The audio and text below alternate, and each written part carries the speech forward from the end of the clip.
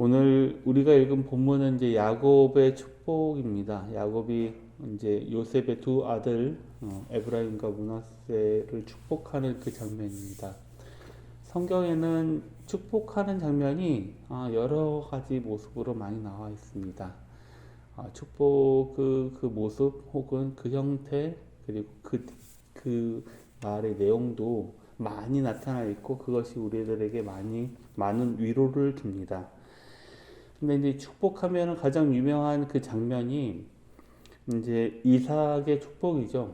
이삭의 축복이 그 장면이 유명하게 된 것은 원래 받아야 될 장자 에서가 받지 않고 이제 야곱이 아버지 이삭을 속여서 이제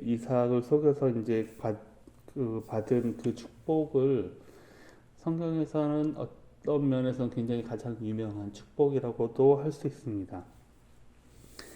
이제 그런 축복을 받은 이 야곱이 이제 나이가 들어가지고 요셉의 두 아들을 축복하게 됩니다. 축복할 때 가장 대표적인 모습이 이제 손을 머리 위에 이렇게 얹어서 그리고 축복의 말을 이제 이야기하는 그 모습입니다. 머리 위에 이제 손을 얹을 때 우리가 왼손 오른손을 같이 이렇게 얹기도 하지만 주로 이제 오른손을 얹는데 이 오른손에 성경에서 말하고 있는 그 의미가 어떤 권위와 능력과 또 보호와 은혜를 의미한다고 합니다. 이 요셉의 그의 자녀 중에서 이제 첫째인 이제 므낫세가 아마도 이제 요셉 입장에서는 그 므낫세가 첫째이니까 아마도 므낫세가 이 이 야곱으로부터 오른손에 가까이 위치하게, 그러니까 오른손에 가까이 위치하고 장자로서 더 큰 복을 받게 하기 위해서 그렇게 위치를 하게 하고, 그리고 둘째는 이제 왼쪽에 두었겠죠. 이제 야곱을 중심으로. 하지만 이 야곱은 자신의 오른손과 왼손을 엇바꾸어서 이제 요셉의 그 둘째 에브라임에게 장자의 축복을 합니다. 그러니까 한번 상상해 보면은 이렇게 축복해야지 맞는데 이것을 손을 엇갈려서 축복을 했다라는 것이죠. 그러면서 이제 그러니까 둘째를 첫째로 축복하고 첫째를 둘째로 이렇게 축복했다고 하는 것은 우리가 익히 알고 있었던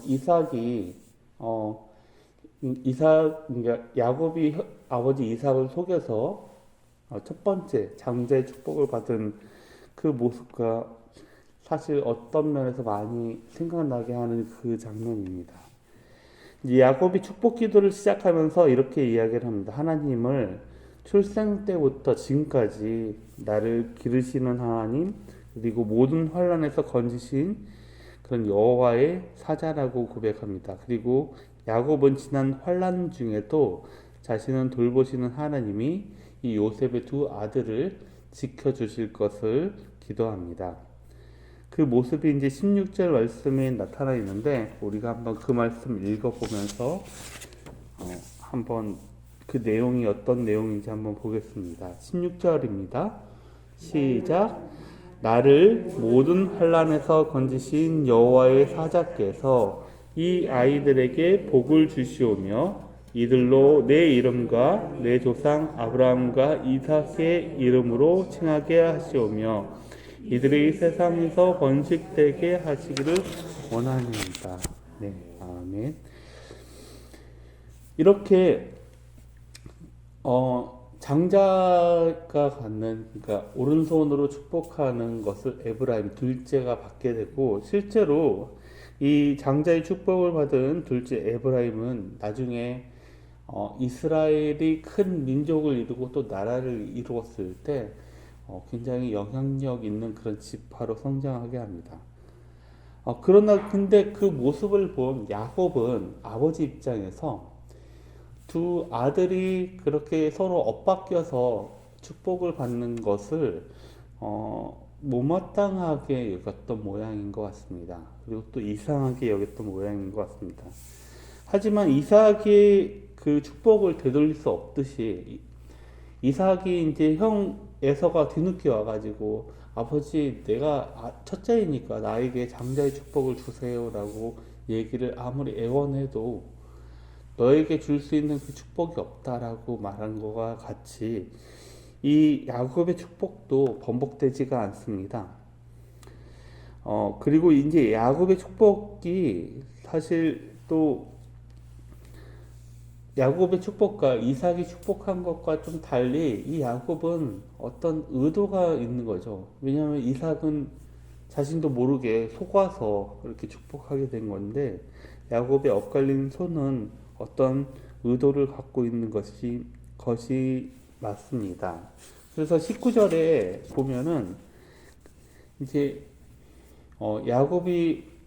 요셉이 아버지 야곱에게 엇갈려서 이렇게 손을 바로 이렇게 피려고 하자 그의 아버지가 이렇게 허락하지 아니하고 이르시되 나도 안다 내 아들아 나도 안다라고 이야기를 하는 모습에서 이것은 이제 야곱이 어떤 의도를 갖고 이 행동을 한 것이라고 알 수가 있습니다.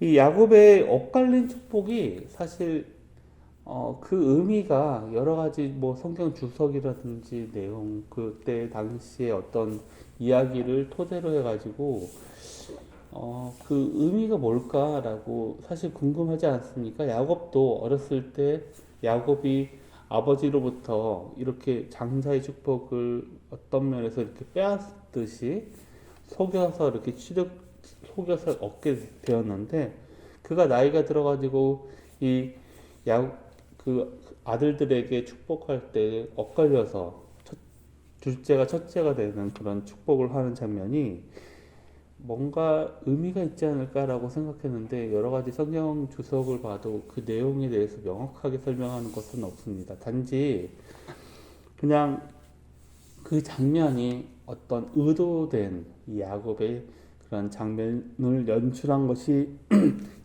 것이라고 그 정도까지만 우리가 알 수 있습니다. 하지만 이 요셉 입장에서는 그것이 마음에 들지 않았던 것 같습니다. 근데 여기에서 중요한 것은 우리가 사실 우리의 삶을 살면서 우리가 마음에 들지 않을 때가 있는데 그러할 때마다 우리가 이 사실을 한번 기억하면 좋겠습니다. 하나님의 뜻이 언제나 우리와 같지가 않다라고 하는 점입니다. 요셉도 마찬가지로 아버지가 그렇게 행동하는 것이 자신의 뜻과 같지가 않았던 것 같습니다. 그럼에도 불구하고 하나님의 뜻이 나의 뜻과 같이 진행되지 않을 때 첫째는 그렇게 행하신 하나님을 원망하지 말고 말아야 됩니다. 원망은 하나님의 섭리에 대한 어떤 불신, 내가 그것을 믿지 않는다라고 하는 그 표현이기 때문에 그러합니다. 또 둘째는 내 뜻을 이렇게 그 뜻을 관철시키기 위해서 너무 무리하지 않게 해야 합니다.